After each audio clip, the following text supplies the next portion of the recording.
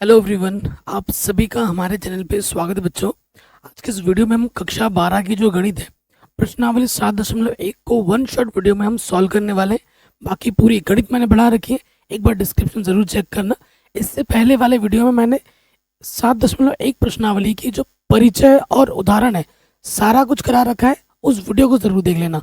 ठीक है, तो एक बार मैं फटाफट आपको रिविजन करा देता हूँ कि समाकलन बेसिकली क्या होता है।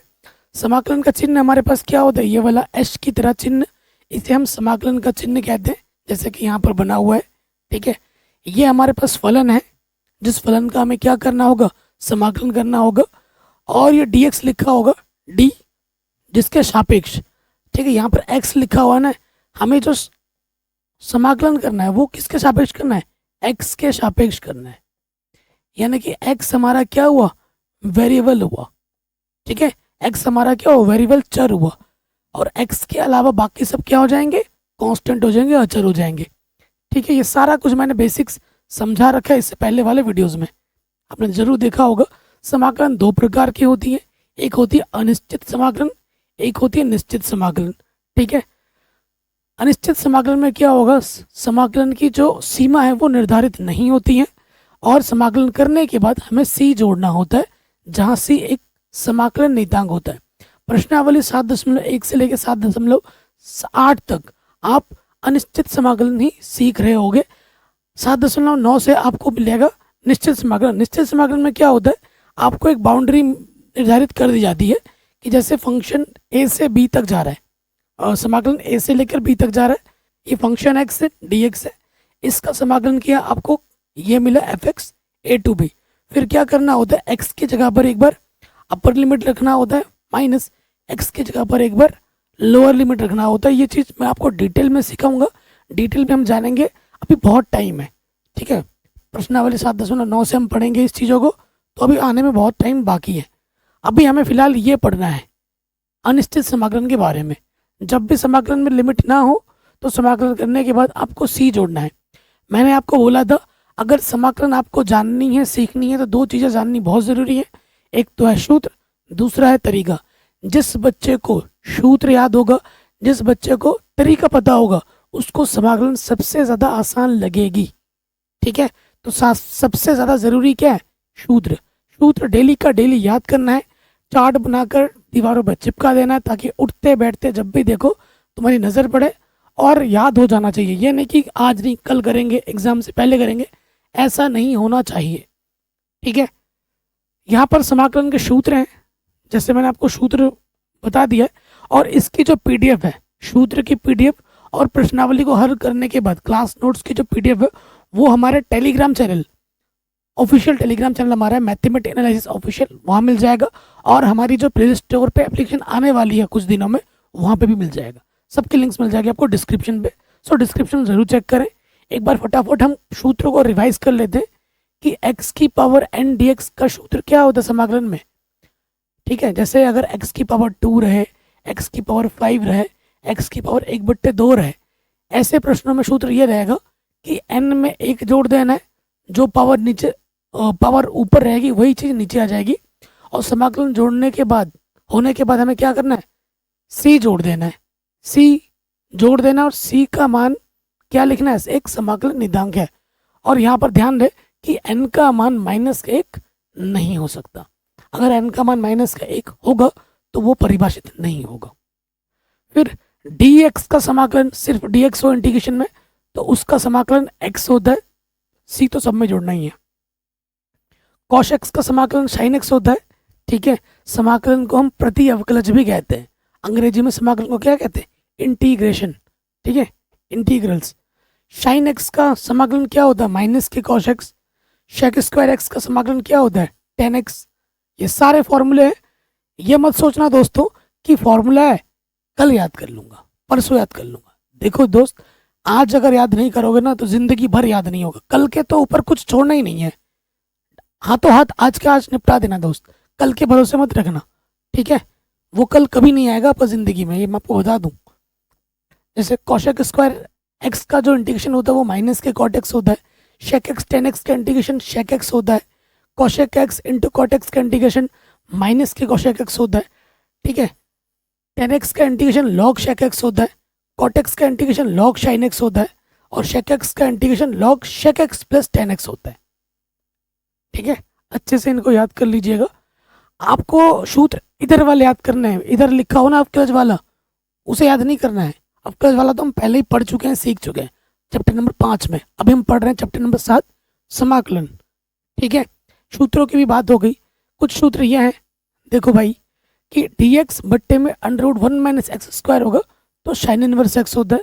अगर हमें माइनस के फॉर्म में लिखना है तो कॉश इनवर्स एक्स होता है। ये दोनों एक जैसे सूत्र हो गए। उसके बाद डी एक्स बट्टे में 1 प्लस एक्स स्क्वायर का इंटीग्रेशन टेन इनवर्स एक्स होता है। प्लस में लिखोगे तो, और माइनस में लिखोगे तो क्या आ जाएगा, माइनस के कॉट इनवर्स एक्स। ये दोनों एक जैसे हो गए। उसके बाद डी एक्स बट्टे X under root X square minus 1 क्या होता है, शेक इनवर्स एक्स। ठीक है, पॉजिटिव में लिखोगे तो शेक इनवर्स एक्स, और नेगेटिव में लिखोगे तो माइनस के कॉश इनवर्स एक्स। एक जैसे सूत्र हो गए। ठीक, e की पावर x का जो समाकलन होता है वो e की पावर x ही होता है। एक बट्टे x का समाकलन क्या होता है, log x। ठीक है, x को मॉडुलस में डालो, क्योंकि log जो फंक्शन होता है वो पॉजिटिव धनात्मक फंक्शन होता है। ए की पावर x dx का इंटीग्रेशन जो होता है ए की पावर x बट्टे में log a होता है। ये ऑब्जेक्टिव क्वेश्चन में भी आ जाता है 1 नंबर में। सूत्र, जितने सूत्र आप याद करोगे ये समझ लो, कोई सा भी सूत्र आपके ऑब्जेक्टिव में भी आ सकता है 1 नंबर में। ठीक है, ये देखा गया है, आता ही आता है। अब चाहे आप बिहार बोर्ड से हो, चाहे किसी भी हिंदी मीडियम बोर्ड से क्यों ना हो, यूपी, बिहार, एमपी, राजस्थान, उत्तराखंड, छत्तीसगढ़, झारखंड, सभी के लिए इम्पोर्टेंट है। जब आपका बेसिक्स अच्छे से बन जाएगा तो आपके बेसिक्स से ही आपके ऑब्जेक्टिव क्वेश्चन बनते हैं। ठीक है, ये ध्यान रखिएगा। तो अब हम आ जाते हैं हमारे क्लास 12th मैथमेटिक्स प्रश्नावली 7.1 एनसीईआरटी एक्सरसाइज। ठीक है, यहाँ पर इसने बोल रखा है कि निम्नलिखित फलनों के प्रति अवकलज मतलब समाकलन निरीक्षण विधि द्वारा ज्ञात कीजिए। ठीक है, मैं आपको बताना चाहता हूँ कि निरीक्षण विधि आपके एग्जाम में नहीं आता है, बोर्ड एग्जाम में आज तक तो नहीं आया है, आज तक नहीं आया है निरीक्षण विधि। सीधा सीधा समाकलन होता है, और निरीक्षण विधि आप सिर्फ इसी प्रश्नावली में ही पढ़ रहे हो, इसी प्रश्नावली में ही सीखोगे। आगे किसी भी प्रश्नावली में, किसी के क्वेश्चन में आएगा ही निरीक्षण विधि।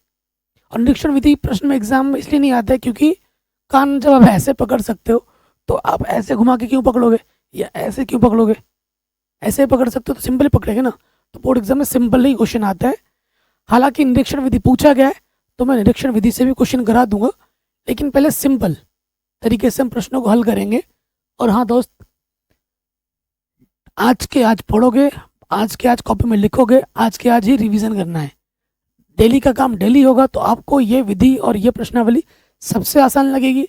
कई बच्चे बोलते हैं कि सर ये तो बहुत लंबा चैप्टर है, बहुत सारे विधि हैं, हमारा दिमाग कंफ्यूज हो जा रहा है कि कौन सा मेथड कब लगाएं। इनिशियल स्टेज में आपको बस सीखना है, और एनसीईआरटी इस तरीके से व्यवस्थित करके बनाई गई है कि एक विधि के अनुरूप प्रश्नावली को डिजाइन किया गया है। अभी सिर्फ प्रश्नावली के हिसाब से चलते रहो। जब सारी प्रश्नावली आप कर लोगे, सारे उदाहरण आप बना लोगे, उसके बाद जब फिर से आप रिवाइज करोगे तो आपका दिमाग बोलेगा कि एक क्वेश्चन को अब तू ऐसे भी कर सकता है दोस्त, ऐसे भी कर सकता है और वैसे भी कर सकता है, और जो एक अच्छा लगे आप कर सकते हो।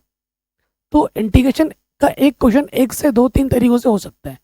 ठीक है, तो फिलहाल अभी प्रोसेस पे ध्यान देना है, स्टेप बाय स्टेप चलेंगे। ठीक है, क्या जरूरी है, सूत्र, क्या जरूरी है, तरीका, दो चीज बहुत जरूरी है। जैसे ये क्वेश्चन है, इसका मुझे क्या निकालना है, इंटीग्रेशन। इंटीग्रेशन का सिंबल लगा दिया, फंक्शन मेरा एक्स में है, यानी कि यहाँ लिखना पड़ेगा dx। इसको हमें क्या करना है, ज्ञात करना है, इसका इंटीग्रेशन हमें ज्ञात करना है। ठीक, यहाँ देखो एक हैबिट अच्छा सा डाल लो, क्योंकि हमेशा इंटीग्रेशन को आई मान लो, ये हैबिट डाल लो, क्योंकि इसकी जरूरत अभी तो नहीं होगी, आगे की प्रश्नावली में होगी।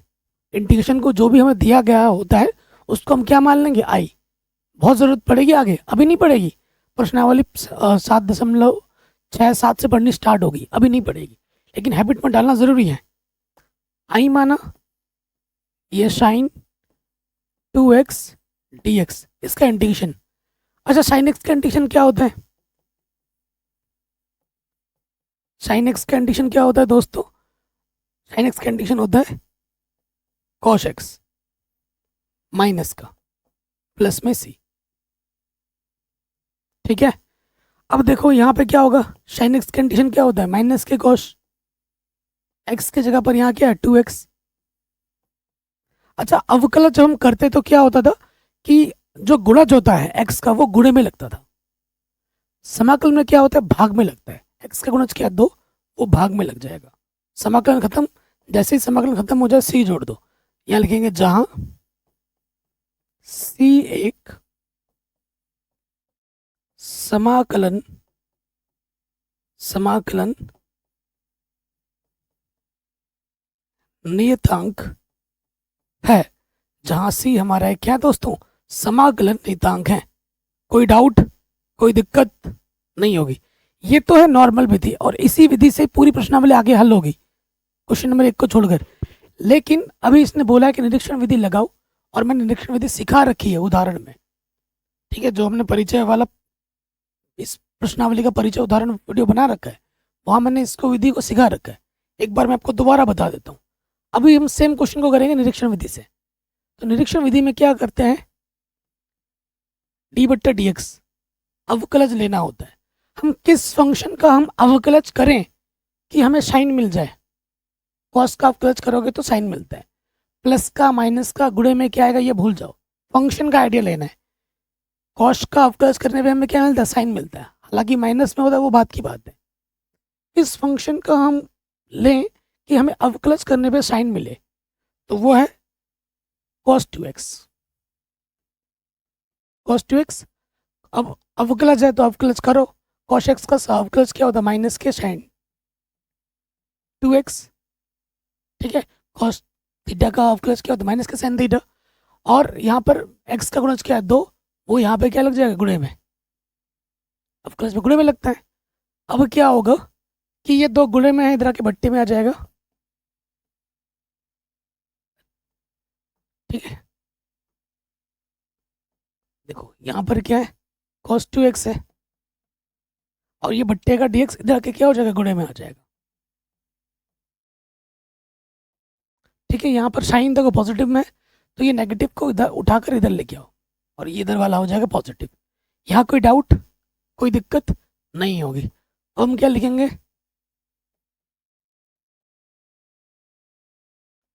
दोनों तरफ समाकलन करने पर, दोनों तरफ हम क्या कर देंगे, समाकलन कर देंगे। देखो ये डी का मतलब क्या होता है, डेरिवेटिव, अवकलज। अवकलज और समाकलन एक दूसरे के जानी दुश्मन है ना। एक टेबल पर अवकलज और समाकलन नहीं बैठ सकते, आकाश और पाताल को तुम चाहकर एक साथ नहीं मिला सकते हो। वही सिस्टम यहाँ पर है कि जब हम दोनों तरफ समाकलन करेंगे तो डेरिवेटिव और समाकलन जब होगा तो दोनों हट जाएगा, ना तो डेरिवेटिव रहेगा ना समाकलन रहेगा। यहाँ क्या बचेगा, सिर्फ माइनस cos 2x बट्टे में 2। जैसे इधर समाकलन किया दोनों तरफ किया ना, तो डी हट जाएगा और इधर समाकलन का चिन्ह आ जाएगा, ठीक है। समाकलन हो चुका है, प्लस सी जोड़ दो, जहां सी हमारा क्या है, समाकलन नियतांक है। आंसर आ गया। यहाँ पे भी जो आंसर था यहाँ पे भी आपका वही आंसर है, ठीक है। इस इधर वाले में हमने क्या किया, कान ऐसे पकड़ा, और इधर वाले में हमने क्या किया, कान ऐसे पकड़ा। अब आपको डिसाइड करना है कि कान पकड़ने में मज़ा कहाँ से आ रहा है, इसमें आ रहा है, तो एग्जाम में आगे के जो प्रश्न है इसी मेथड से ही करने हैं, इस प्रश्नावली में और आगे की प्रश्नावली में भी। तो ज़रूरी क्या है, सूत्र है, ये बस इधर ही देख रहे हो। मैं तो आपको करा दे रहा हूँ निरीक्षण विधि, बाकी कोई यूट्यूबर नहीं कराता, खोल के देख लो किसी का भी, किसी ने भी इस विधि से प्रश्नों का हल नहीं कराया। मेरा क्या है कि आप सीखो, ठीक है। हर चीज़ जाननी ज़रूरी है, कि अब तक नहीं आया बोर्ड एग्जाम में, कभी नहीं आया, क्या पता इस साल आ जाए। अगर सीखोगे नहीं और लिख दे बोर्ड एग्जाम में कि निरीक्षण विधि से हल करो, तुम क्या करोगे भाई, सिलेबस में है, किताब में है, तुमने पढ़ा नहीं, एग्जाम में आ गया और वहाँ जाके मुंह लटक दोगे कि हमने तो पढ़ा नहीं, हमारे टीचर ने पढ़ाया नहीं।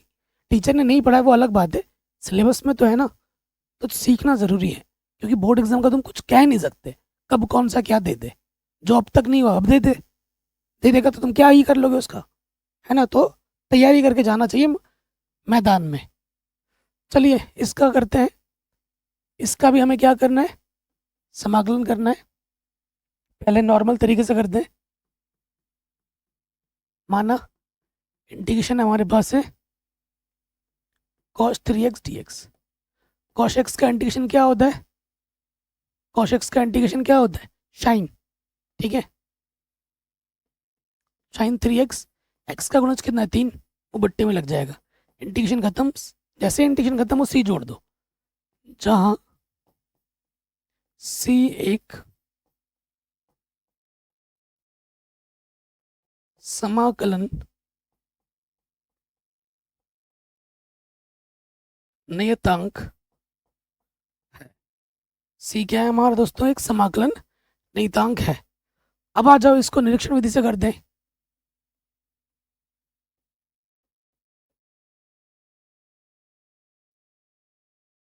निरीक्षण विधि में क्या है दोस्तों? डी बट्टा डी एक्स लेते हैं। किस फंक्शन को हम लें कि अवकलज करने पे कॉस मिले? साइन का अवकलज क्या होता है? कॉस। तो यहाँ कॉस 3x, तो यहाँ लिखना पड़ेगा साइन 3x। करो अवकलज। साइन का अवकलज क्या होता है? कॉस। x की जगह पर 3x है, x का गुणज 3 है, वो क्या लग जाएगा? गुणे में। ठीक है, अगले स्टेप में क्या होगा? 3 जो गुणे में इधर के बट्टे में आ जाएगा,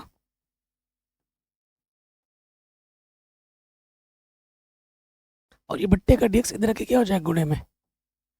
फिर क्या करना होता है? दोनों तरफ समाकलन करना होता है। दोनों तरफ समाकलन करने पर, जैसे समाकलन करेंगे इस तरफ d क्या होता है? हट जाता है, d हट जाएगा, तो यहाँ बचेगा साइन 3x बट्टे में 3, और इंटीग्रेशन का चिन्ह इधर लग जाएगा, समाकलन का चिन्ह लग जाएगा cos 3x dx। इंटीग्रेशन हो चुका है, तो यहाँ c जोड़ दो।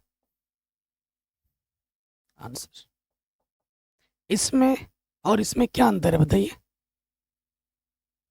ठीक है, तो ये प्रश्न भी हो गया आराम से। आगे बढ़ते हैं। नेक्स्ट प्रश्न, e की पावर, इसका अगर इंटीग्रेशन करना है हमें, e की पावर 2x dx है, तो इसका इंटीग्रेशन क्या होगा? e की पावर x का इंटीग्रेशन e की पावर x ही होता है। ठीक है, e की पावर x का इंटीग्रेशन e की पावर x ही होता है। अभी मैंने आपको सूत्र लिखवाया था। तो यहाँ e की पावर 2x है, e की पावर 2x का इंटीग्रेशन e की पावर 2x ही होगा। ठीक, और x का जो भी गुणज हो वो बट्टे में आ जाता है। x का गुणज 2 है, बट्टे में आ गया, प्लस c। हो गया समाकलन। इतना छोटू सा था। अब इसी प्रश्न को हम करेंगे निरीक्षण विधि से। देखिए कैसे। डी बट्टे डी एक्स। अच्छा, e की पावर x किस फंक्शन का हम अवकलज करेंगे? e की पावर x आ जाए, क्योंकि e की पावर x का अवकलज भी e की पावर x ही होता है। तो यहाँ e की पावर 2x है, तो यहाँ e की पावर 2x ही लेना पड़ेगा। करो अवकलज। e की पावर 2x का अवकलज e की पावर 2x, x का जो भी गुणज होता है वो गुणे में लग जाता है। 2 गुणे में जाके बट्टे में आ गया, ये बट्टे का इधर के क्या हो गया? गुणे में आ गया। ठीक, अब हमें क्या करना है? दोनों तरफ समाकलन करना है। दोनों तरफ समाकलन करने पर, जैसे अब समाकलन करेंगे ये d क्या होगा? हट जाएगा, यहाँ बचेगा e की पावर 2x बट्टे में 2, और इधर समाकलन का चिन्ह लग जाएगा। इसी का समाकलन करना था, समाकलन हो चुका है, और ये हमें हमारा उत्तर मिल चुका है। ठीक है जी, कहीं पे भी डाउट हो, दिक्कत हो, एक बार दोबारा देखें। ये भी हो गया। सेम अगले क्वेश्चन में आ जाओ।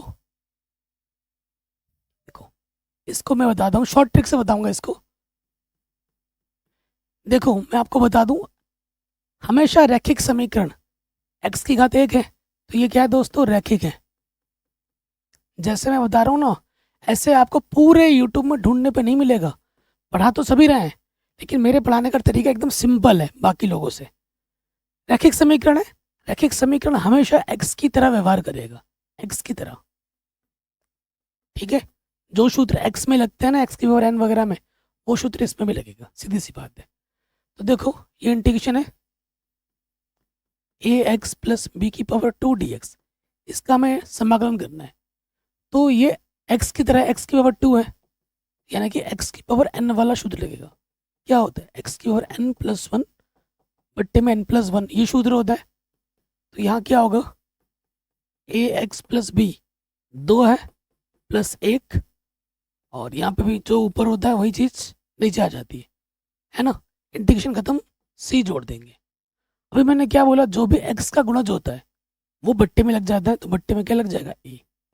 ठीक है, तो ये हो जाएगा ax+b3 बट्टे में 3a+c। ठीक है, जहां c हमारा क्या है दोस्तों, समाकलन नियतांक है।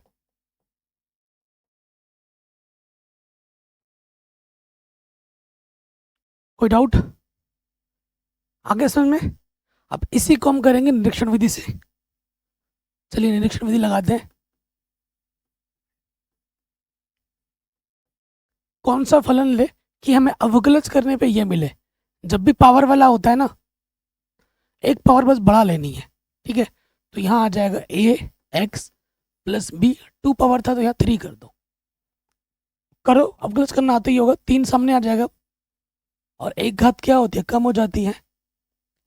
ठीक है, और इसका अवकलज दोबारा करोगे, a x का अवकलज 1 और b कांस्टेंट है, उसका अवकलज क्या आ जाएगा, 0, यानी कि d/dx ax+b की पावर 3, ये आ जाएगा 3 ax+b की पावर 2, और यहाँ से आ जाएगा a। ठीक, 3 है उधर गुणे में, इधर के क्या हो जाएगा, बट्टे में, और यहाँ पर है ax+b का होल स्क्वायर, ये बट्टे का इधर के क्या हो गया, गुणे में। क्या करना है, समाकलन, दोनों तरफ समाकलन करने पर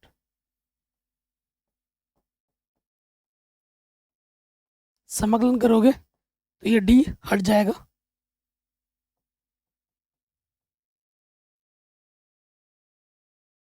और इधर समाकलन का चिन्ह लग जाएगा। इसका ही हमें क्या करना था, समाकलन निकालना था। समाकलन हो चुका है तो प्लस c जोड़ देंगे। आगे आंसर देखो, ये इस आंसर में और इस आंसर में है कुछ अंतर नहीं है, तो ये क्वेश्चन भी हमने आराम से बना लिया है, कोई डाउट या दिक्कत नहीं होगी। सेम चीज ये क्वेश्चन है। ठीक है, इसका अलग कर लेना है और इसका अलग कर लेना है निरीक्षण विधि से, और फिर रख देना है। ठीक है, अगर इसका हम नॉर्मल तरीके से करेंगे, इंटीग्रेशन sin 2x -4 की पावर 3x dx ऐसे लिखा होगा। आपको पता है इंटीग्रेशन हम अलग अलग भी ले सकते हैं।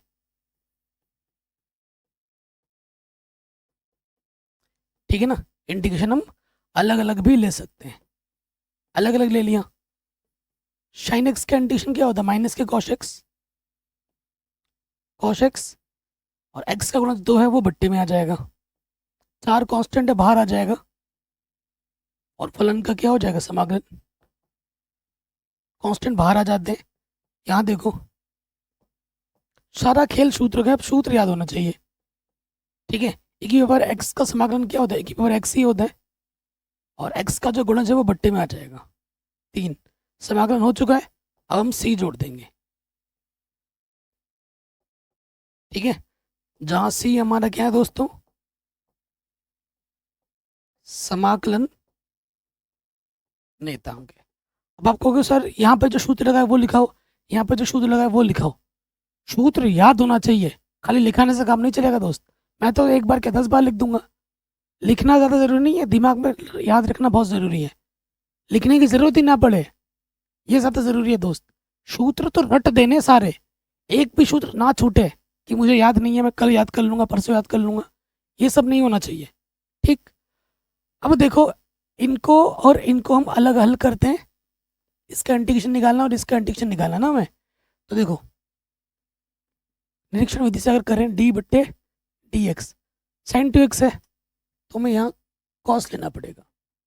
ऐसा फलन लेना है जिसका अवकलज करने पे हमें साइन मिले, cos। ठीक है, cos का अवकलज करोगे तो क्या होता है, माइनस के sin x, एक्स की जगह पर 2x है, एक्स का गुणज 2 है तो वो गुणे में लग जाएगा। ठीक है, वो 2 गुणे में इधर के बट्टी में आ गया, और ये माइनस चिन्ह को हम इधर लेके आएंगे, और यहाँ बचा हमारा साइन 2x, बट्टे का था dx, इधर के क्या क्या गुणे में। फिर क्या करेंगे, दोनों तरफ समाकलन,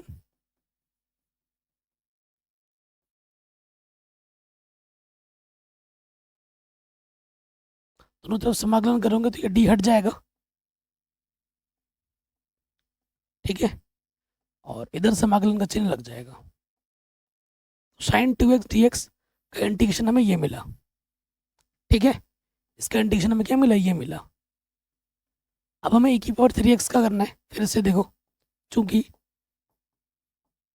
किस फलन को लें कि अवकलज करने में e⁻3x ही है, तो e⁻x का अवकलज e⁻x ही होता है, तो यहाँ 3x है तो 3x ले लो। e⁻3x का अवकलज क्या होता है, e⁻3x, और x का गुणज कितना है 3, वो गुणे में लग जाएगा। 3 गुणे में इधर के बट्टे में आ जाएगा, और ये बट्टे का dx इधर के गुणे में। फिर क्या करेंगे, दोनों तरफ समाकलन करेंगे।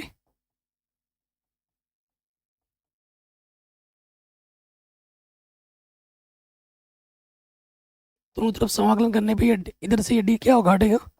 यहाँ बचेगा e⁻3x बट्टे में 3, और यहाँ समाकलन लग जाएगा। अब इसके मान को और इसके मान को उठाकर हमें यहाँ पर रख देना है। ठीक है, यहाँ पर रख देना है। अब जगह कम है तो मैं छोटा करके लिख रहा हूँ रेड कलर से। है, इसका मान क्या है, माइनस के cos 2x बट्टे में 2, 4 था, इसके मान को रखोगे 4 बट्टे 3 e⁻3x। समाकलन हो जाने के बाद क्या जोड़ते हैं, c जोड़ते हैं। जोड़ दिया, तो निरीक्षण विधि से भी और नॉर्मल तरीके से भी हमारा आंसर सेम टू सेम है। कहीं पे भी डाउट हो, दिक्कत हो, एक बार दोबारा जरूर देखें। ठीक है, तो 1 से लेकर 5 तक के प्रश्नों को हमसे बोला था निरीक्षण विधि से करो। मैंने आपको निरीक्षण विधि से भी कराया, और जो नॉर्मल विधि हमारी है उससे भी कराया। नॉर्मल विधि ज़्यादा ज़रूरी है, क्योंकि उसी से ही अभी आगे सारे प्रश्न हल होंगे, और फ्यूचर के जितने भी प्रश्नावली है वो भी हल होंगे। ठीक है, ज़्यादा ज़रूरी क्या है, सूत्र। आप देख रहे हो, सूत्र याद है, सूत्र लगा रहे, क्वेश्चन हल हो जा रहा है। आपको क्वेश्चन में क्या देखना है, क्वेश्चन देखना है कि भैया ये किस सूत्र के रूप में है, या हम किस सूत्र के रूप में इसको बना सकते हैं, और फिर सूत्र लगाओगे आंसर आ जाएगा। सिंपल, यही नियम हम यहाँ पर लगा रहे हैं। ठीक है, जैसे इसका हमें क्या करना है, समाकलन करना है। यहाँ बोला है क्या, कहीं बोला है इसने निरीक्षण विधि लगाओ, नहीं बोला। अब हमें यहाँ पर सिंपल सिंपल तरीके से ही हल करना है। ठीक है जी, सो देखो समाकलन अलग अलग ले सकते हैं हम। 4 e⁻3x dx प्लस 1 dx, है ना। समाकलन अलग अलग ले लिया, कांस्टेंट बाहर आ जाता है, फंक्शन का क्या हो जाएगा, अवकलज। 1 गुणा dx क्या होता है, dx। अब सारा खेल सूत्र का है।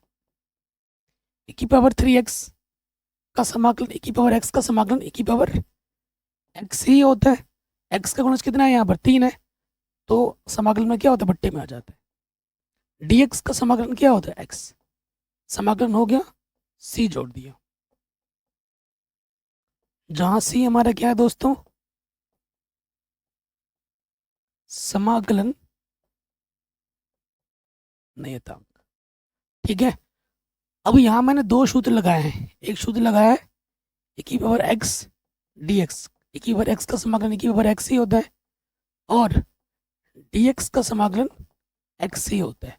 c आपको 2 बार नहीं जोड़ना है, समाकलन हो जाने के बाद एक ही बार जोड़ना है। ठीक है, कोई डाउट यहाँ तक, कोई दिक्कत यहाँ तक नहीं होनी चाहिए। ठीक है, सिंपल चीजें हैं, सूत्र बच्चों आपको याद होना ही चाहिए। नेक्स्ट इसमें आ जाओ, तो मैं एक्स स्क्वायर से अंदर गुणा करता हूँ और समाकलन को अलग अलग लेता हूँ। एक्स स्क्वायर एकम x square dx, x square एकम एक्स स्क्वायर बट्टे में भी एक्स स्क्वायर। तो यहाँ तो है देखो एक्स स्क्वायर डी एक्स, काटोगे तो क्या आ जाएगा एक, यानी कि ये क्या आ गया डी एक्स। तो यहाँ आपको दो सूत्र बनता हुआ दिख रहा होगा। यहाँ पे तो लगेगा एक्स की पावर एन डी एक्स वाला सूत्र, जिसका फॉर्मूला होता है एक्स की पावर एन प्लस वन बट्टे एन प्लस वन। और अभी आपने देखा था डी एक्स का समाकलन क्या होता है एक्स। ठीक, सूत्र लगा दो भाई। तो एक्स की पावर टू, एक पावर ना जुड़ जाती है, आगे हम शॉर्टकट बना देंगे। जो पावर ऊपर होगी वही पावर नीचे आ जाती है। डी एक्स का इंटीग्रेशन एक्स होता है, यानी कि ये हो गया एक्स की पावर तीन बट्टे में तीन माइनस के एक्स प्लस सी। ठीक है, तो यहाँ लिख देंगे अंत में, जहां सी एक समाकलन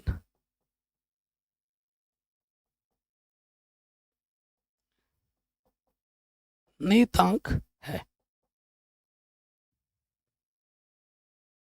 ठीक है ना, इतना आसान कहीं ढूंढने से भी आपको नहीं मिलेगा, इतना आसान है। अगले प्रश्न में आ जाओ। तीन फलन, दो तो था, अब बार तीन दे दिया, कोई दिक्कत नहीं है। सब फलन को हम अलग अलग ले लेंगे। ए एक्स स्क्वायर डी एक्स, यहाँ से आ जाएगा बी एक्स डी एक्स, फिर आपका आ जाएगा सी डी एक्स। तीनों को हमने अलग अलग समाकलन में ले लिया। डी एक्स है ना, सब में डी एक्स से गुणा करके अलग अलग ले लिया। अब आप जानते हो कि कांस्टेंट बाहर आ जाता है, क्योंकि डी एक्स का मतलब है एक्स के सापेक्ष समाकलन करना है, यानी कि अगर कोई फंक्शन एक्स में नहीं है तो वो क्या है कांस्टेंट, और कांस्टेंट क्या होता है बाहर आ जाता है। यहाँ से ए बाहर आ जाएगा क्योंकि कांस्टेंट है, यहाँ से बी बाहर आ जाएगा क्योंकि कांस्टेंट है, और यहाँ से सी बाहर आ जाएगा क्योंकि कांस्टेंट है। अब यहाँ पे सूत्र लगेगा एक्स की पावर एन वाला, यहाँ पे भी सूत्र लगेगा एक्स की पावर एन वाला, और यहाँ डी एक्स। देखो टू है पावर में, तो एन प्लस वन दो में एक जोड़ता है तीन, तो मैं आपकी बात डायरेक्ट लिखता हूँ, तीन जो पावर ऊपर होगी वही पावर नीचे आ जाती है। इसकी पावर एक है, ठीक है, तो एक होने पर एक पावर बढ़ा दो, दो जो पावर ऊपर होगी वही पावर नीचे आ जाएगी। और डी एक्स का समाकलन क्या होता है एक्स प्लस सी। आंसर आ गया। ठीक है, जहां सी हमारा क्या है, सी हमारा है समाकलन नियतांक, इसको लिखना मत भूलना। शुरू होने से पहले ही खत्म हो जाएंगे, इतने आसान आसान प्रश्न आपको देखने को मिल रहे होंगे। अब आते हैं अगले प्रश्न में। कोई दिक्कत नहीं है, ये एक ही पावर में एक्स है, ठीक है, अलग अलग ले लेंगे। यहाँ पर two x square d x, ये एक ही power x d x. Two constant है, बाहर आ जाएगा, एक्स स्क्वायर डी एक्स की पावर एक्स डी एक्स। तो यहाँ सूत्र लगेगा एक्स की पावर एन वाला, पावर में टू है तो एक पावर बढ़ा दोगे, जो पावर ऊपर है वही पावर नीचे आ जाता है। और एक ही पावर एक्स का समाकलन एक ही पावर एक्स ही होता है। समाकलन हो चुका है, सी जोड़ दो, जहां सी हमारा एक क्या है समाकलन नियतांक है। ठीक, नेक्स्ट। अच्छा, ये पावर में टू है, ठीक है, पावर में टू है, तो इसमें क्या करेंगे, पावर को खोल लेंगे। आपको सूत्र तो पता ही होगा, ए प्लस बी का होल स्क्वायर क्या होता है, ए स्क्वायर प्लस बी स्क्वायर। जब प्लस होने पे यहाँ प्लस लगता है, माइनस होने पे यहाँ माइनस लगता है, टू ए बी। तो हमारा माइनस है तो माइनस लगाएंगे, ठीक है, खोल दो इंटीग्रेशन। यहाँ पे पहले खोलेंगे, ए का स्क्वायर, ए का स्क्वायर प्लस बी का स्क्वायर माइनस के टू ए बी। ठीक, तो देखो स्क्वायर खोल करने पर अंडर रूट हट जाता है ना, और इससे ये कटा, यहाँ से सिर्फ दो बचा। अब हम क्या करेंगे, अलग अलग ले लेंगे इंटीग्रेशन, एक्स डी एक्स एक बट्टे एक्स डी एक्स 2 dx। ठीक है, सबका हमने इंटीग्रेशन अलग अलग ले लिया। यहाँ एक्स की पावर में एक है तो इसका सूत्र क्या होता है, एक पावर बढ़ा दो, एक्स की पावर n+1 बट्टे n+1। और ये इसमें क्या होता है सूत्र, एक बट्टे एक्स का इंटीग्रेशन क्या होता है log x, तो ये हो गया log x 2। और dx का इंटीग्रेशन क्या होता है x, इंटीग्रेशन खत्म, c जोड़ दो। ठीक है, सूत्र तो बताए ना, सूत्र देखो मैं बार बार लिखा हुआ नहीं, ये आपको याद होना चाहिए। यहाँ पर हमने सूत्र लगाया ये वाला, एक्स के ऊपर n dx वाला। ठीक है, और यहाँ हमने ये लगाया, डायरेक्ट सूत्र है ये। ठीक है, और यहाँ हमने ये लगाया, dx क्या होता है, x होता है। 3 सूत्र मैंने लगाए हैं। ठीक है जी, नेक्स्ट बढ़ जाते हैं। सबसे पहले क्वेश्चन को देख के ये पता लगाना है कि ये कुछ सूत्र के रूप में है या हम किस सूत्र के रूप में बना सकते हैं, ये 2 चीजें कह रही हैं। तो हम क्या करेंगे, अब की बार बट्टे में तो अलग अलग बट्टे ले लो, एक्स की पावर 3 x² dx, 5 कांस्टेंट बाहर आ गया, एक्स की पावर 2 dx 4 बाहर आ जाएगा, एक के बट्टे में x² dx। ठीक, तो इसकी घात 3 इसकी घात 2 है, भाग देने पे घातें घटती हैं तो एक घात बचेगी। इससे ये पूरा क्या कट जाएगा 1 dx, यानी कि सिंपल dx बचा, और प्लस का 2 है, ऊपर जाके क्या हो जाएगा माइनस का 2। तो यहाँ पर इसमें और इसमें कौन सा सूत्र लगेगा, x की पावर n dx वाला, जिसका सूत्र होता है x की पावर n+1 बट्टे n+1, है कि नहीं। और इसमें लग जाएगा कौन सा, सिंपल dx वाला, dx का इंटीग्रेशन x होता है, 1 है, एक पावर बढ़ा दो, वही पावर नीचे आ जाएगी, dx का इंटीग्रेशन x 4 n+1 बट्टे में वही चीज आ जाएगा n+1, इंटीग्रेशन खत्म हो जाए, c हमें जोड़ देना होता है। तो ये है x² बट्टे में 2, 5x -2 में एक जोड़ोगे माइनस का 1 आ जाएगा, माइनस का 1 माइनस प्लस बना देगा। ठीक है, सो ये हो गया x² बट्टे में 2, बट्टे का नीचे आके क्या हो जाएगा पॉजिटिव का 1, ऊपर माइनस है ना, नीचे आके क्या हो जाएगा प्लस, और ये हमें हमारा क्या मिल जाएगा उत्तर, जहां से हमारा क्या है समाकलन नीतांक है। ठीक है, नेक्स्ट क्वेश्चन में आ जाओ। अच्छा, घात में अगर अंडर रूट होता तो उसका मतलब क्या होता है, 1/2, एक्स की पावर 3 अंडर रूट एक्स का मतलब है घात में 1/2 dx, 3 कांस्टेंट बाहर, इसकी पावर कुछ नहीं, 2 1 है, 4 कांस्टेंट बाहर, ये चीज। ठीक है, यहाँ dx नहीं लिखा था। अब 3 में से, क्योंकि भाग है ना, भाग में घातें घटती है, 3 - 1/2, 2 3 6 -1, यानी कि आ जाएगा 5/2, एक्स की पावर 5/2 dx, एक में से आधा घटाओगे आधा बचेगा। ठीक है ना, एक्स की पावर आधा dx, और ये प्लस का आधा ऊपर जाके क्या हो जाएगा माइनस का आधा। तो इन सभी में एक्स की पावर n वाला सूत्र लगेगा, क्योंकि एक्स की पावर में तुम्हें कुछ ना कुछ दिख रहा है। अब जानते हो एक्स की पावर n dx का सूत्र क्या होता है, एक्स की पावर n+1 बट्टे में n+1, है कि नहीं, यही होता है सूत्र। लगाओ, 5/2 +1 n+1 जो होता है नीचे भी वही आ जाता है, यहाँ पे आ जाएगा n+1, नीचे भी वही आ जाएगा n+1, और n+1 नीचे भी वही आ जाएगा n+1। इंटीग्रेशन खत्म, c जोड़ देंगे। 5 और 2 7/2,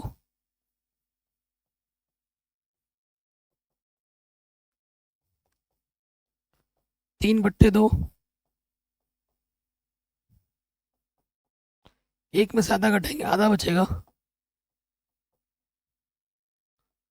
ठीक है, तो ये बट्टे का ऊपर आके क्या होता है गुणे में, तो ये हो जाएगा 2/7 x⁻7/2। 3 से 3 कटा, ये बट्टे का कहाँ जाएगा गुणे में, तो ये आ जाएगा 2x⁻3/2 और ये गुणे में आ जाएगा 2 4 दूनी 8 प्लस c। ये हमें हमारा उत्तर, हमें हमारा समाकलन आराम से मिल जाएगा। ठीक, नेक्स्ट क्वेश्चन में आ जाओ। सबसे पहले देखो, अब यहाँ पर x इकलौता नहीं, अगर इकलौता हो तो सबके अलग अलग बट्टे में लेते हैं।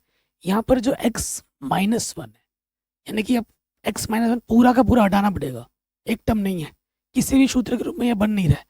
तो मैं ये क्या करूँगा, मुझे ऊपर देख के आइडिया लग रहा है कि यहाँ गुणनखंड हो सकता है। ठीक है, यहाँ पर क्या है, चूंकि कोई भी काम आपको रफ कॉपी में नहीं करना है, सारा काम आपको ये सब एग्जामिनर फ्रंट पेज पे क्लियर कॉपी में ही करना है। ठीक है, यहाँ से मेरा एक जोड़ा बना, यहाँ से मेरा एक जोड़ा बना।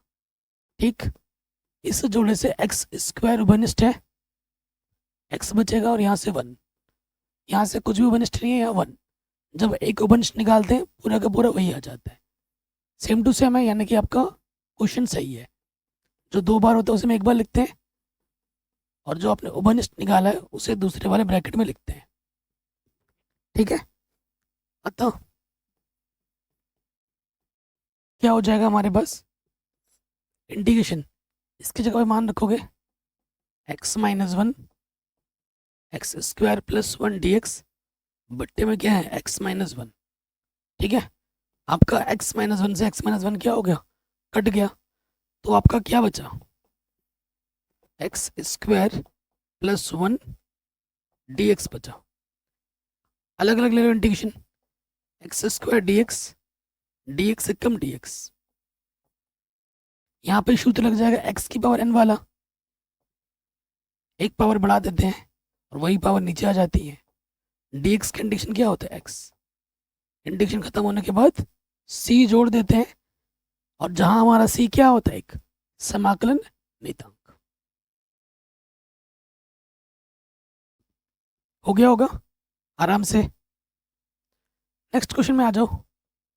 √x अंदर में क्या करना पड़ेगा, इसमें गुणा करना पड़ेगा क्योंकि गुणे में है, तो यहाँ हो जाएगा √x से कम √x। अंडर का मतलब होता है घात में आधा, घात में एक, गुणा में घातें जुड़ती हैं, तो ये हो जाएगा 1 + आधा, कितना होता है 3/2, गुणा में घातें जुड़ती हैं 3/2 dx। अब क्या करेंगे, अलग अलग ले लेंगे।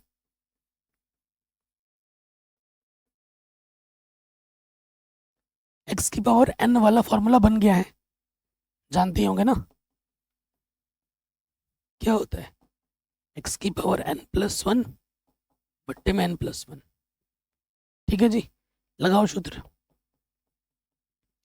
n+1 नीचे भी आ जाता है वही n+1, n+1 नीचे भी आ जाता है वही n+1। इंटीग्रेशन खत्म, c जोड़ देंगे, ऊपर आ गया x की पावर में 3/2, नीचे भी आ गया 3/2, 3 और 2 5, 5/2, ये भी आ गया 5/2। ठीक है, आप जानते हैं ये बट्टे वाला कहाँ जाता है, ऊपर। ठीक, तो आंसर क्या हो जाएगा, 2/3, x की पावर 3/2, 2/5, x की पावर 5/2 प्लस c। ठीक है जी, ये हमें हमारा उत्तर, हमें हमारा आंसर आराम से मिल जाएगा। नेक्स्ट क्वेश्चन में आ जाओ। फिर से √x है, गुणे में है, गुणा करेंगे और फिर अलग अलग हम इंटीग्रेशन लेके सरल कर लेंगे। अंडर रूट का मतलब क्या होता है, पावर में आधा। तो देखो ये हमारे पास क्या है, एक्स की पावर आधा 3x²।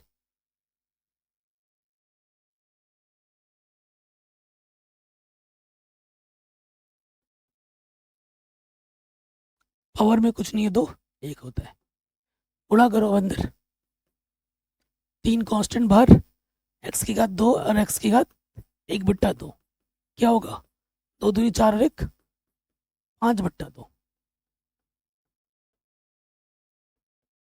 एक और आधा कितना होता है, 3/2। 3 कांस्टेंट बाहर, आधा से गुणा करोगे यही आ जाएगा। अच्छा dx नहीं लिखा था ना मैंने यहाँ, dx लिख देते हैं। अब ये सूत्र बन गया है, फिर से x की पावर n, x की पावर n, x की पावर n, सूत्र लगा दो। x की पावर n+1 बट्टे में n+1, x की पावर n+1 बट्टे में n+1, x की पावर n+1 बट्टे में n+1, इंटीग्रेशन खत्म, c जोड़ देंगे। ठीक, 3 5 और 2 7, x की पावर 7/2, 7/2, 3 और 2 5, x की पावर 5/2, 5/2,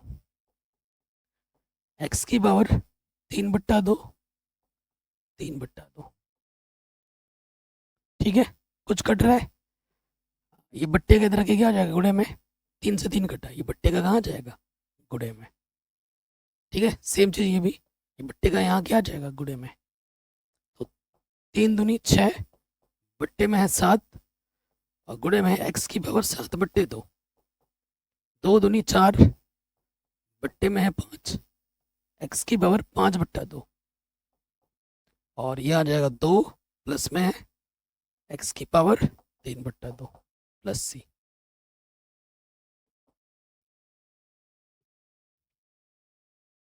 ठीक, कोई डाउट या कोई दिक्कत नहीं होनी चाहिए। अगले क्वेश्चन पे आ जाओ, शानदार जानदार क्वेश्चन है, अलग अलग ले लेंगे, ये एक ही पावर में एक्स है, ठीक है, ध्यान रखिएगा। तो अलग अलग लेंगे, 2 कांस्टेंट बाहर आ जाएगा एक्स dx, 3 कांस्टेंट बाहर आ जाएगा cos x dx और एक ही पावर x dx। अब तो सीधा सीधा फॉर्मूला लगेगा, सीधा सीधा क्या लगना है, फॉर्मूला। यहाँ देखिए x की पावर 1 है, तो क्या होगा, n+1, एक में एक जोड़ेंगे 2 हो जाएगा, वही पावर नीचे आ जाएगी। cos x का समाकलन क्या होता है, sin x, सीधा सीधा फॉर्मूला यहाँ पर क्या लग जाएगा, sin x। और e की पावर x का समाकलन क्या होता है, e की पावर x, समाकलन हो चुका है, क्या जोड़ देंगे, c। तो यहाँ बचा x², इधर आ गया माइनस के 3 sin x प्लस e की पावर x प्लस c, जहाँ c हमारा क्या दोस्तों, समाकलन नीतांक। सूत्र याद होना चाहिए, फिर मैं लिखवा देता हूँ कि cos x का इंटीग्रेशन क्या होता है दोस्तों, sin x, और e की पावर x का इंटीग्रेशन क्या होता है, e की पावर x। ठीक है, सूत्र में रखा, आंसर मिल गया। नेक्स्ट क्वेश्चन पे आ जाओ, सेम चीज है, अलग अलग ले लो, 2 बाहर आ जाएगा x² dx, 3 कांस्टेंट बाहर आ जाएगा sin x dx, 5 बाहर आ जाएगा और अंडर रूट का मतलब क्या होता है, घात में आधा। ठीक है, यहाँ पर और यहाँ पर सूत्र कौन सा लगेगा, x की पावर n dx वाला, जिसका सूत्र होता है x की पावर n+1 बट्टे में n+1, और sin x का इंटीग्रेशन क्या होता है, माइनस के cos x। ठीक, सूत्र में रखो और हल करो। 2 कांस्टेंट है, इसकी पावर में 1 जुड़ जाएगा, 2 की पावर में 1 यानी कि 3, जो पावर ऊपर होता है वही पावर नीचे लग जाता है। 3 साइन एक्स की कंडीशन क्या होता है, माइनस के कॉस एक्स, रख दिया। 5 n+1 है, n+1 बट्टे में n+1, इंटीग्रेशन खत्म, c जोड़ देंगे, ये आ जाएगा 2/3, x की power 3 minus minus plus 3 cos x, 5 x की पावर 3/2 प्लस c, बट्टे का इधर के क्या आ जाएगा गुणे में, 2/3, 5 दूनी 10 है ना। ओके, ये हमें हमारा उत्तर आराम से मिल जाएगा। ठीक है, कोई डाउट, कोई दिक्कत नहीं होनी चाहिए। अगले प्रश्न पे आ जाओ, बहुत ही सरल और सिंपल प्रश्न है। शेक एक्स अंदर क्या कर दो गुणा, कोई सूत्र में नहीं दिख रहा है ना, तो गुणा करो अंदर, सेक गुणा सेक, शेक स्क्वायर एक्स प्लस इधर क्या है शेक एक्स गुणा टेन एक्स। ये तो सीधा सीधा सूत्र बन गया है, सिंपल। अलग अलग ले लो, इसके साथ इंटीग्रेशन अलग ले लिया और इसके साथ भी हमने इंटीग्रेशन अलग ले लिया। इसका फॉर्मूला होता है, डायरेक्ट फॉर्मूला है, शेक स्क्वायर एक्स का फॉर्मूला इंटीग्रेशन क्या होता है 10x, और शेक एक्स 10x का इंटीग्रेशन क्या होता है शेक एक्स, डायरेक्ट फॉर्मूला है। इंटीग्रेशन खत्म, c जोड़ दिया।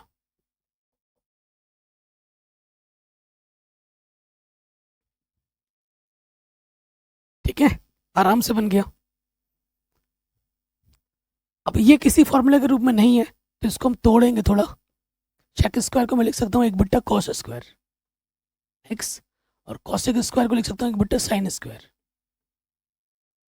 ठीक, अब जानते हो, क्या जानते हो कि भैया इसकी गुणा इसके साथ होती है और फिर इसकी गुणा इसके साथ होती है। ठीक, तो लगाओ भाई, साइन स्क्वायर एक कम साइन स्क्वायर एक्स और कॉस स्क्वायर एक कम cos square x. Sine square बट्टे कॉस स्क्वायर क्या होता है 10 स्क्वायर एक्स।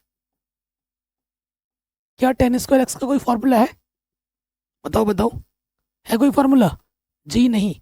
जब भी आपको 10 स्क्वायर मिले कॉट, ठीक है, कॉट स्क्वायर वगैरह मिले, साइन स्क्वायर मिले, कॉस स्क्वायर मिले, तो हमें तोड़ के लिखना पड़ता है। ठीक है, आपको पता है 10 स्क्वायर एक्स बराबर क्या होता है, शेक स्क्वायर एक्स माइनस की 1। कक्षा 10 में पढ़ाया आपने, वो सूत्र हम यहाँ लगा देंगे।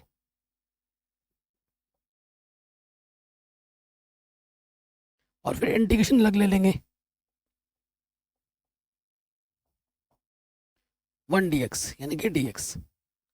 ठीक है, dx से गुणा किया और समाकलन हमने इसके साथ और इसके साथ अलग अलग ले लिया। अब तो फॉर्मूला बन गया, शेक स्क्वायर एक्स का समाकलन क्या होता है 10x, और dx का समाकलन क्या होता है x, प्लस में क्या जोड़ दिया c जोड़ दिया, आ गया उत्तर। नेक्स्ट क्वेश्चन में आ जाओ, तो अलग अलग ले लेंगे 2, और ये हो जाएगा 1/cos स्क्वायर एक्स। ढंग से लिख दे रहे, इंटीग्रेशन अलग ले रहे हैं, यहाँ से 3 बार sine x, cos square x को लिख सकता हूँ साइन बट्टा कॉस गुणा में 1/cos। लिख सकता हूँ कि नहीं लिख सकता हूँ ऐसे, अलग अलग लेके ऐसे लिख सकता हूँ, बिल्कुल लिख सकता हूँ। अब देखो 1/cos क्या होता है सेक, तो ये हो जाएगा शेक स्क्वायर एक्स।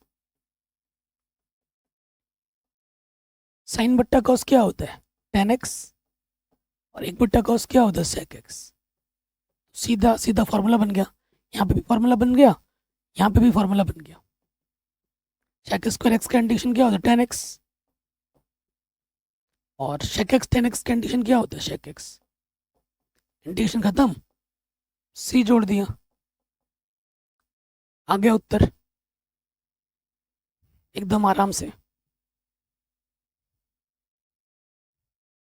ठीक है, आई थिंक ये हमारा सेकेंड लास्ट क्वेश्चन है और इसके बाद लास्ट क्वेश्चन है एमसीक्यू का। ठीक है, बाकी मैंने पूरा गणित पढ़ा दिया है। इसके बाद 7.2 जो आने वाला है ऑलरेडी करा रखा है, लिंक्स मिलेगी डिस्क्रिप्शन पे। Chapter wise objective question, chapter wise important question, उसके साथ साथ मॉडल पेपर, और ऐसा एक प्लेलिस्ट भी है, ऐसे क्वेश्चन भरत बने हैं उसमें जो हर साल एग्जाम में आते हैं। उसको जरूर लगाओ, उसको जरूर देखो, ठीक है। इसका हमें क्या करना है, प्रति अवकलज बताना है। प्रति अवकलज का मतलब क्या होता है, समाकलन करना है dx। इसको अगर ढंग से लिखेंगे तो x की पावर आधा dx, प्लस का आधा है, ऊपर जाके क्या हो जाएगा, माइनस का आधा dx, ठीक है ना। इंटीग्रेशन करना है तो x की पावर n वाला सूत्र लगेगा, n+1 बट्टे में n+1,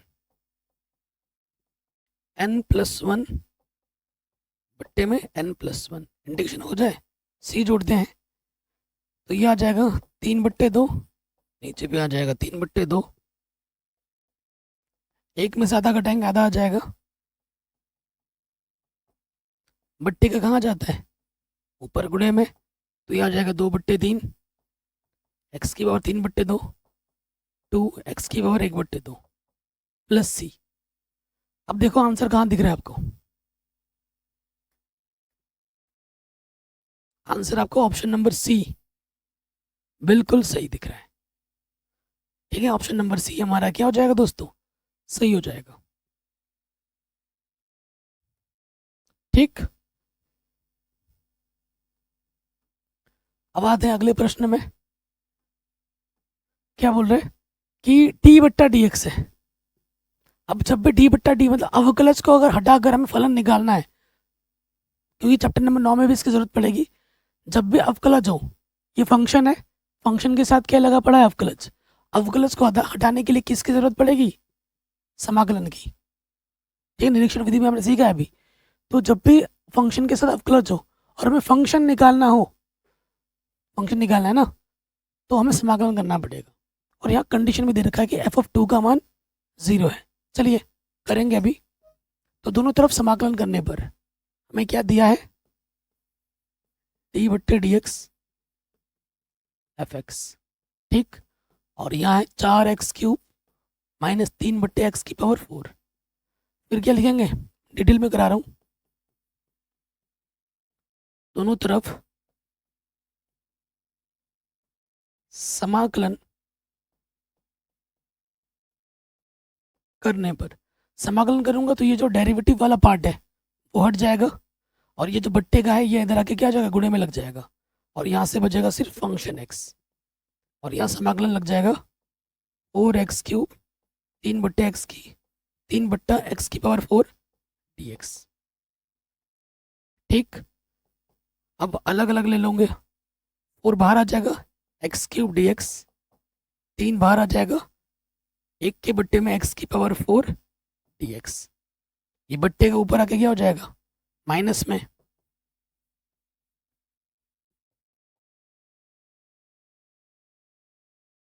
इधर हमारे पास क्या है, फंक्शन x है, ठीक। x⁴n वाला सूत्र हमारा यहाँ पे भी लगेगा और यहाँ पे भी लगेगा, लगाओ। 4 x⁴3 है, 3+1, 3+1, ठीक है। n+1 वाला सूत्र लगा दिया। यहाँ पर क्या है, -4+1, -4+1, फिर क्या लगा देंगे, सी लगा देंगे। जब भी हमें कंडीशन दिया होता है तो हमें क्या करना होता है दोस्तों, सी को हटाना होता है। सो अब देखो 3+1 4, 4 से 4 कटा, यहाँ आ जाएगा x⁴, यहाँ पे क्या आ जाएगा, -3, ठीक है ना। मैं लिख के दिखाता हूँ, इन नेगेटिव इसको क्या कर देगा, पॉजिटिव बना देगा, और यहाँ x⁻−3 बचेगा, 3 से 3 कटा, x⁴, और ये बट्टे इधर आके क्या हो जाएगा, बट्टे में आ जाएगा, प्लस का ऊपर माइनस में, नीचे आके प्लस में हो जाएगा। ये हमारे पास fx है, ठीक। लेकिन ये आंसर आपको किसी भी ऑप्शन में नहीं दिख रहा होगा, क्योंकि सी को हटाना है इस कंडीशन की मदद से, ठीक है। इस कंडीशन की मदद से सी को हटाना है, चूंकि हमें क्या दे रखा है, f(2) हमारा 0 है, यानी कि x के जगह पे 2 रखने पे ये फलन क्या बन जाता है, 0 बन जाता है। रखो भाई, x के जगह 2 रखो, जहाँ जहाँ x है वहाँ वहाँ 2 रखो, और फिर आगे हल करो।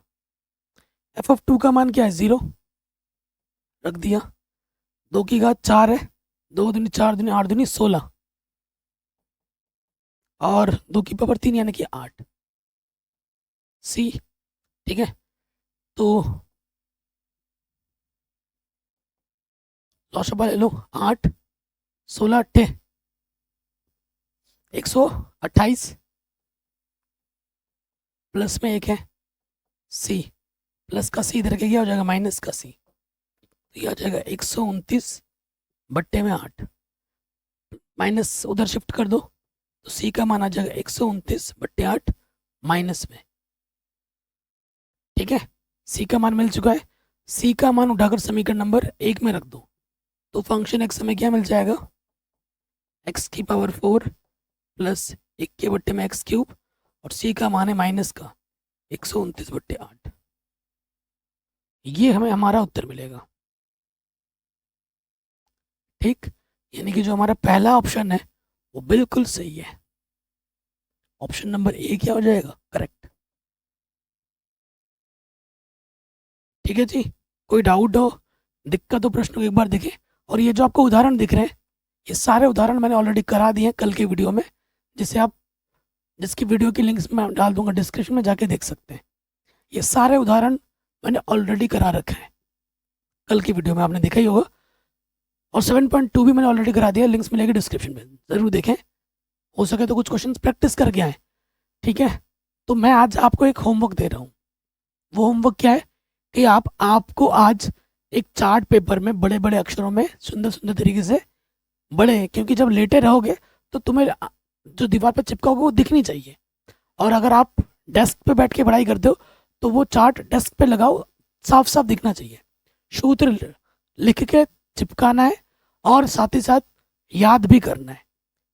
ठीक है, याद भी करना है। हर क्वेश्चन में जब सूत्र आप लगाओ, बार बार लगाओ, सूत्रों को याद करने का कंपटीशन रखो अपने दोस्तों के अंदर। ठीक है, बाकी इसका जो सोल्यूशन वाला वीडियो है वो मैंने ऑलरेडी करा दिया है, लिंक्स मिलेगी आपको डिस्क्रिप्शन पे, चेक कर लेना। टेलीग्राम चैनल का नाम क्या है, मैथमेटिक्स एनालिसिस ऑफिशियल, वहाँ आपको सारे पीडीएफ मिलेंगे। और हमारे प्ले स्टोर में एप्लीकेशन आ चुकी है मैथमेटिक्स एनालिसिस करके, उसको डाउनलोड कर लें। अपना प्यार और सपोर्ट ज़रूर दें, दोस्तों के साथ शेयर ज़रूर करें, अच्छी रेटिंग ज़रूर दें। जय हिंद, अपना ख्याल रखें, मिलते हैं आपसे नए वीडियो में।